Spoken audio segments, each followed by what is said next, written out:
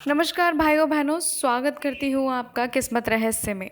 बैकुंठ का शाब्दिक अर्थ है जहाँ कुंठा ना हो। कुंठा यानी निष्क्रियता, अकर्मण्यता, निराशा, हताशा, आलस्य और दरिद्रता। इसका मतलब यह हुआ कि वैकुंठ धाम ऐसा स्थान है जहाँ कर्महीनता नहीं है, निष्क्रियता नहीं है। कहते हैं कि मरने के बाद पुण्य कर्म करने वाले लोग स्वर्ग या बैकुंठ जाते हैं।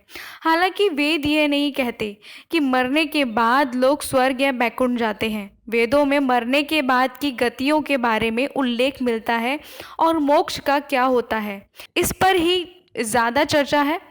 खैर, हम आपको पुराणों की धारणा अनुसार बताना चाहेंगे कि बैकुंठ धाम कहाँ है और वह कैसा है। हिंदू धर्म के अनुसार कैलाश पर महादेव ब्रह्मलोक में ब्रह्मदेव बसते हैं। उसी तरह भगवान विष्णु का निवास बैकुंठ में बताया गया है। बैकुंठ लोक की स्थिति 3 जगह बताई गई है: धरती पर, समुद्र में और स्वर्ग के ऊपर। बैकुंठ को विष्णुलोक और बैकुंठ को सागर भी कहते हैं।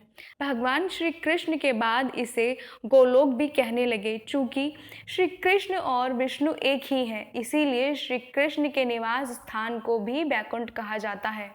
धरती पर बद्रीनाथ, जगन्नाथ और द्वारकापुरी को भी बैकुंठ धाम कहा जाता है।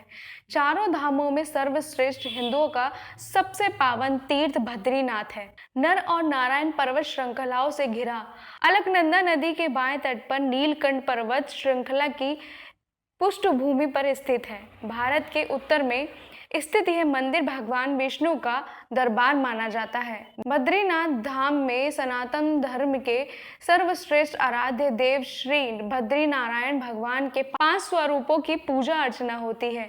विष्णु के इन 5 स्वरूपों को पंच बद्री के नाम से भी जाना जाता है: श्री विशाल बद्री, श्री योग ध्यान बद्री, श्री भविष्य बद्री, श्री बुद्धि बद्री और श्री आदि बद्री। बद्रीनाथ के अलावा द्वारका और जगन्नाथपुरी को भी बैकुंठ धाम कहा जाता है। कहते हैं कि सतयुग में बद्रीनाथ धाम की स्थापना नारायण ने की थी। त्रेता युग में रामेश्वरम की स्थापना स्वयं भगवान श्री राम ने की थी। द्वापर युग में द्वारका धाम की स्थापना योगेश्वर श्री कृष्ण ने की और कलयुग में जगन्नाथ धाम को ही बैकुंठ कहा जाता है।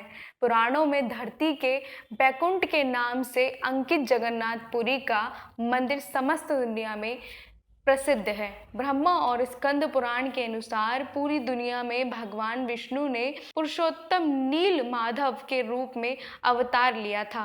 भगवान श्री कृष्ण ने द्वारिका के बाद एक और नगर बसाया था जिसे बैकुंठ कहा जाता है। कुछ इतिहासकारों के मुताबिक अरावली के पहाड़ी श्रृंखला पर कहीं बैकुंठ धाम बसाया गया था, जहां इंसान नहीं, सिर्फ साधक ही रहते हैं। भारत की भौगोलिक संरचना में अरावली प्राचीनतम पर्वत है। भूशास्त्रों के अनुसार भारत का सबसे प्राचीन पर्वत अरावली का पर्वत है। माना जाता है कि यहीं पर श्री कृष्ण ने बैकुंठ नगरी बसाई थी। राजस्थान में यह पहाड़ नक्षत्रीय दिशा में चलता हुआ ईशान दिशा में करीब दिल्ली तक पहुंच जाता है। अरावली या उर्वली उत्तम भारतीय पर्वतमाला है। राजस्थान राज्य के पूर्वोत्तर क्षेत्र से गुजरती 560 किलोमीटर लंबी इस पर्वतमाला की कुछ चट्टान पहाड़ियाँ दिल्ली के दक्षिण हिस्से तक चली गई हैं। अगर गुजरात के किनारे अबुर्द या माउंट आबू का पहाड़ उसका एक सिरा है, तो दिल्ली के पास की छोटी छोटी पहाड़ियाँ धीरज दूसरा सिरा। हिंदू धर्म के अनुसार भगवान श्री विष्णु के धाम को बैकुंठ धाम कहा जाता है। आपने चारों धामों के नाम तो सुने ही होंगे: बद्रीनाथ, द्वारका, जगन्नाथ और रामेश्वरम। इसमें से बद्रीनाथ धाम भगवान विष्णु का धाम है। मान्यता के अनुसार इसे भी बैकुंठ कहा जाता है। ये जगत पालक भगवान विष्णु का वास होकर पुण्य, सुख और शांति का लोक है।